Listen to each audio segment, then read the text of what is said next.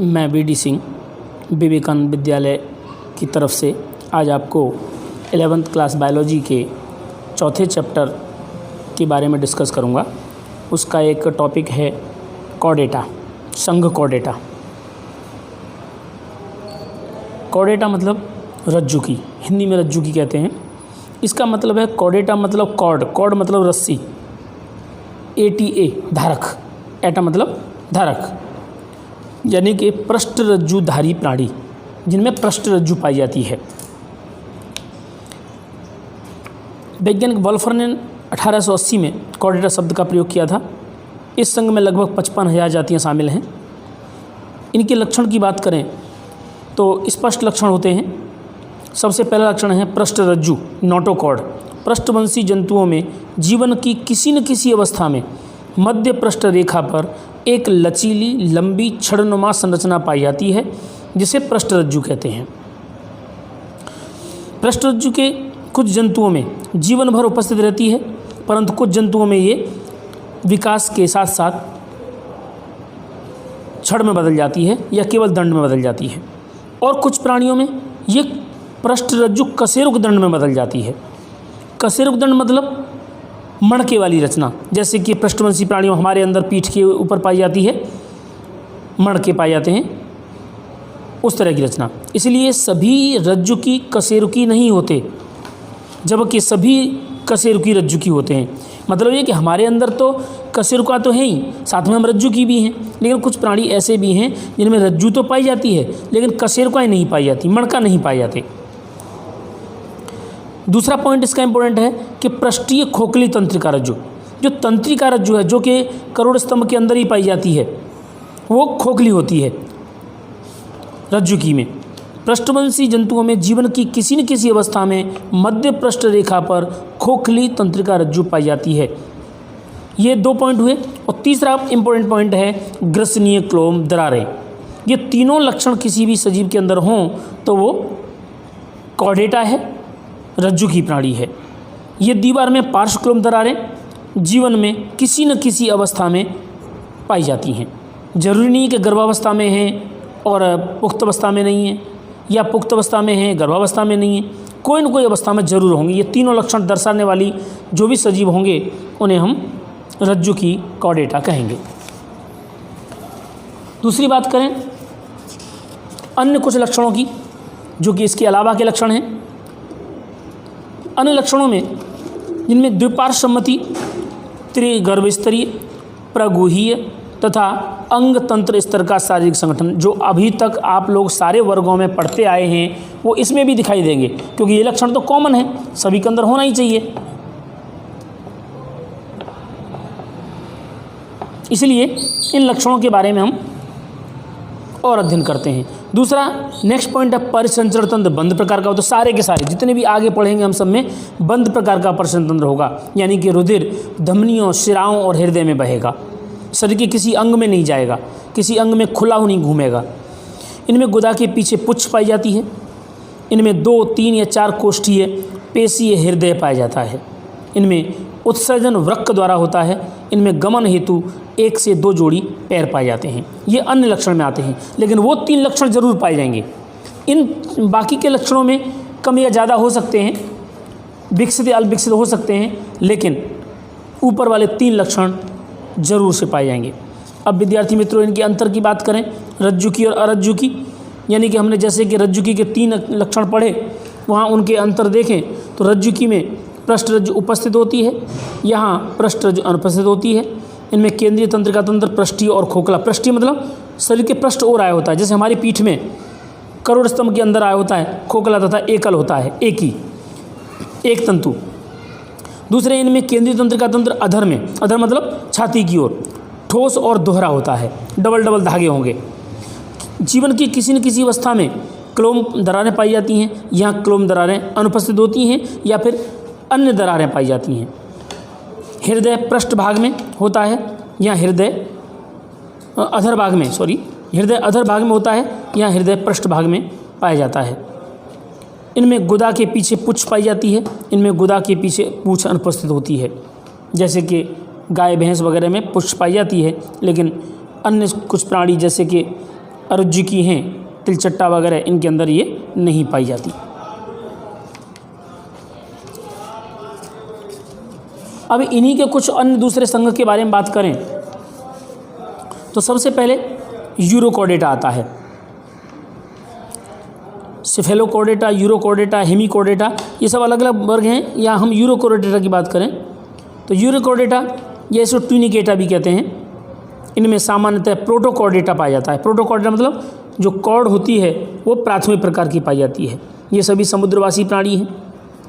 इनमें इन जंतुओं में पृष्ठरज्जु केवल लार्वा में की पूंछ में पाई जाती है। मतलब किस में पाई जाती है? केवल लार्वा अवस्था में। मैंने अभी बताया था आपको कि जीवन की किसी न किसी अवस्था में, मतलब केवल लार्वा में पाई जाती हैं, पृष्ठ पुख्त सजीवों में ये नहीं पाई जाती। बराबर। इन जंतुओं में पृष्ठरज्जु केवल लार्वा की पूंछ में पाई जाती है, इसलिए इन्हें यूरोकॉर्डेटा कहते हैं। एग्जाम्पल है एसिडिया सल्पा। दूसरे कुछ एग्जाम्पल हैं। और सिफेलोकॉर्डेटा, सिफेलो मतलब शीर्ष में, सिफेलो मतलब शीर्ष में, यूरो मतलब पुच्छ में, सिफेलो मतलब शीर्ष में। शीर्ष में कॉर्डेटा, शीर्ष में मेरुदंड पाया जाता है, इसलिए इसे सिफेलोकॉर्डेटा कहते हैं। ये देखिए आकृति इसकी, नोटोकॉर्ड ऊपर है, नर्व कॉर्ड नीचे है।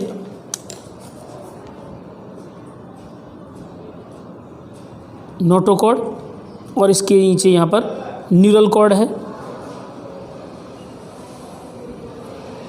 न्यूरल ट्यूब है।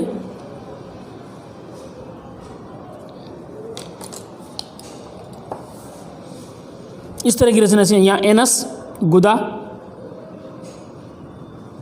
इसे पृष्ठ रज्जु कहते हैं। बाकी ये माउथ है,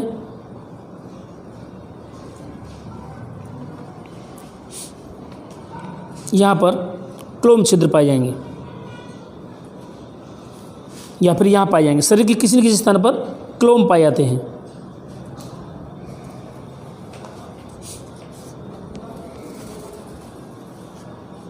ये पुच्छ, पूंछ, पश्च पूंछ।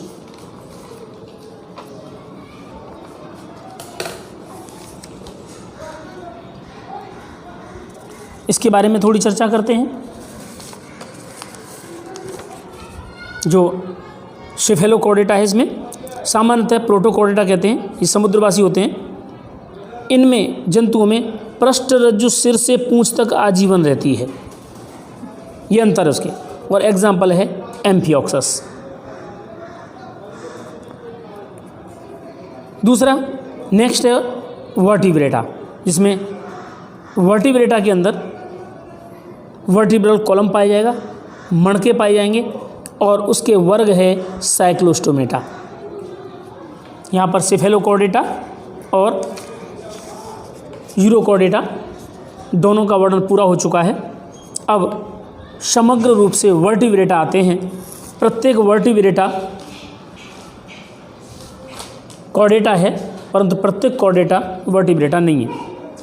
इसी आधार पर यहाँ साइक्लोस्टोमेटा का वर्णन करेंगे। साइक्लो मतलब सर्कल, गोलाकार, स्टोमेटा मतलब साइक्लोस्टोमेटा मतलब शीर्ष पर सर्कल, गोलाकार रचना पाई जाती है।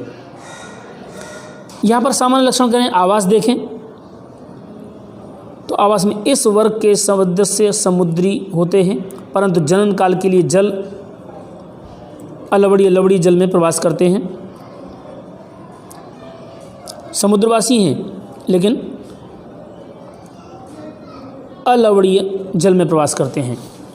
कुछ सदस्य मछलियों के ऊपर परजीवी होते हैं। शरीर लंबा तथा बिना जबड़े का चुंबक रूपी गोल मुख वाला होता है। इस गलत लिखा, चूसक, चूसक रूपी गोल मुख वाला होता है, इस तरह का होता है।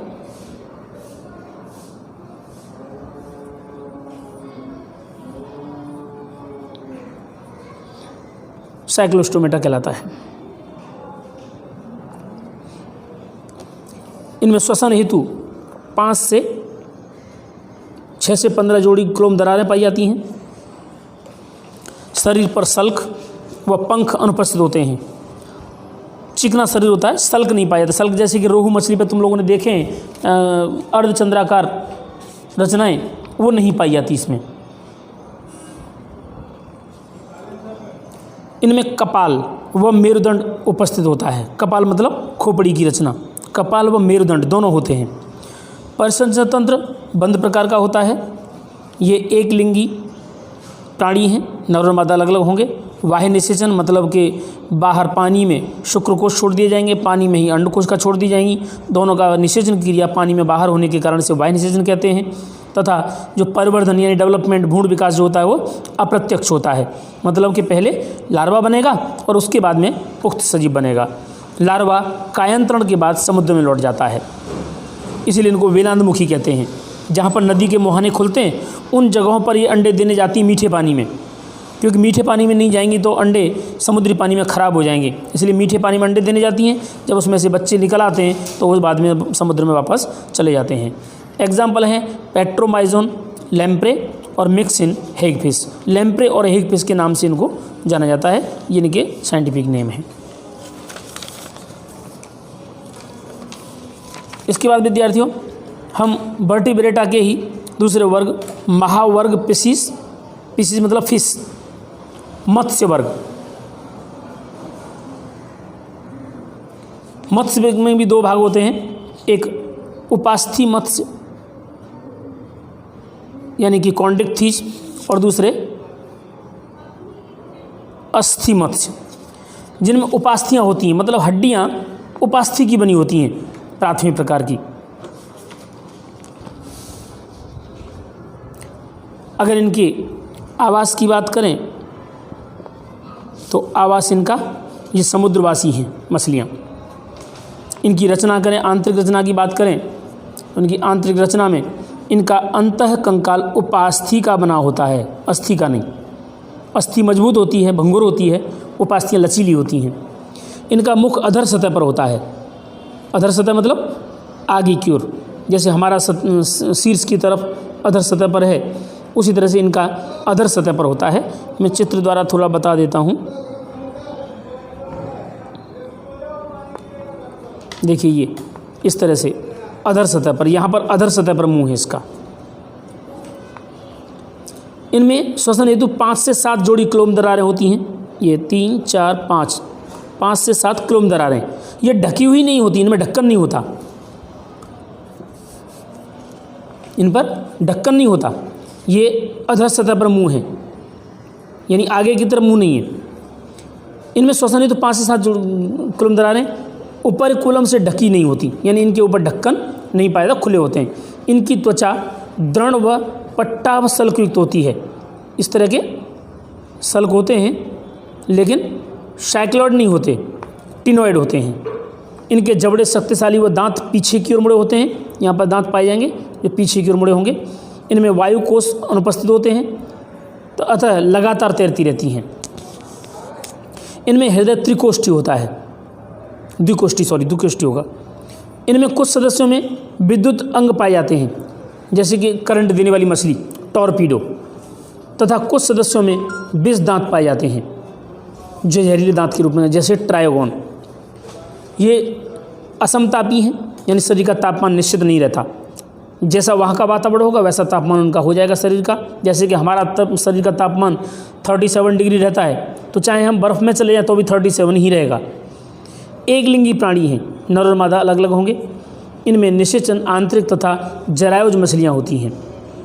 जरायुज मछलियाँ मतलब बच्चे देने वाली, इस तरह से कहा जाता है, यानी कि अपने शरीर के अंदर ही अंडों को डेवलपमेंट करती हैं। इसलिए निषेचन आंतरिक, यानी शरीर के अंदर होगा निषेचन। अंडकोश और शुक्रकोश बाहर पानी में नहीं छोड़े जाएंगे। उदाहरण स्कोलियोडॉन, रिस्टिस आरा मछली, ट्राइगोन टॉर्पीडो विद्युत मछली और कार्केडोन सफ़ेद शार्क, ये इसके एग्जाम्पल हैं। इसी के समकक्ष बात करें हम मछलियों की, यहाँ पर भी देखो युग्मीय मीन पक्ष नहीं पाए जाएंगे, यानी कि युग्म में नहीं पाए जाएंगे, जोड़ी में नहीं पाए जाएंगे। उसके बारे में यहाँ पर उसका अंतर बता देंगे। ये मछलियाँ दोनों प्रकार के जल, लवड़ी अलवड़ी दोनों में पाई जाती हैं। इनका अंतःकंकाल अस्थियों का बना होता है। इनका मुख अग्र सिरे पर स्थित होता है। अग्र सिरे पर देखो इस तरह से,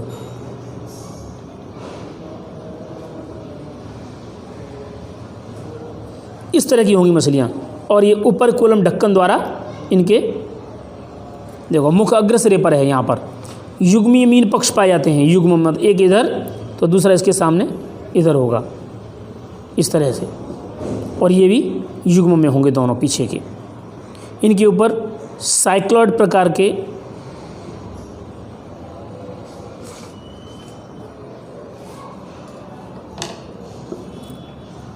स्केल पाए जाते हैं, पक्ष में पाए जाते हैं। इनका मुख अग्र सतह पर होता है। देखो ये अग्र सतह पर बनाया मैंने। इसमें श्वसन हेतु 4 जोड़ी क्लोम दरारें पाई जाती हैं। ये चार जोड़ी क्लोम दरारें होंगी, लेकिन ये ढक्कन द्वारा ढकी रहेंगी।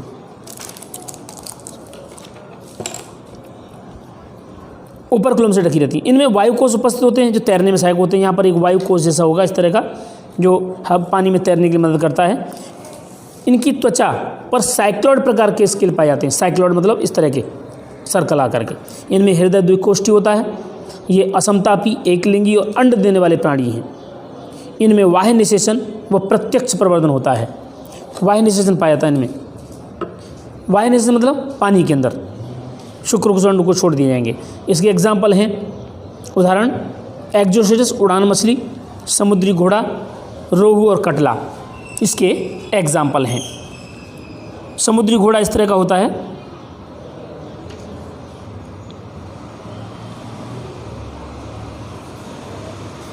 तुम्हारी बुक में इसका चित्र बना हुआ है, देख लेना।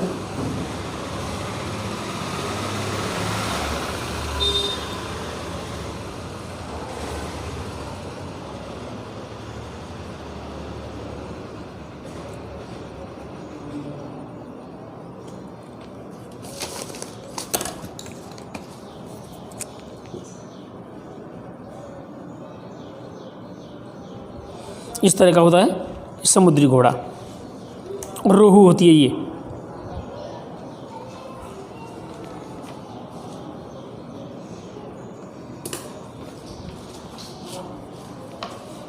ओके, इसके बाद में नेक्स्ट है